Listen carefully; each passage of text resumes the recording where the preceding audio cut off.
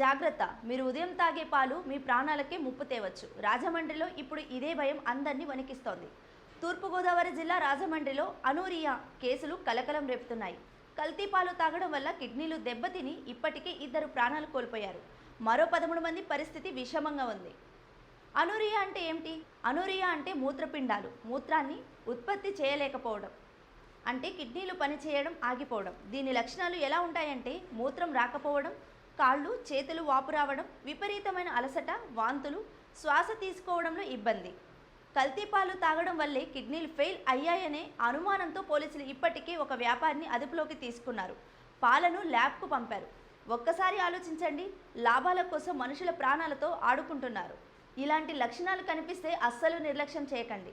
వెంటనే డాక్టర్ని సంప్రదించండి. మీ చుట్టుపక్కల దొరికే పాల నాణ్యత విషయంలో అప్రమత్తంగా ఉండండి. ఈ విషయాన్ని మీ కుటుంబ సభ్యులకు, స్నేహితులకు షేర్ చేసి అలర్ట్ చేయండి.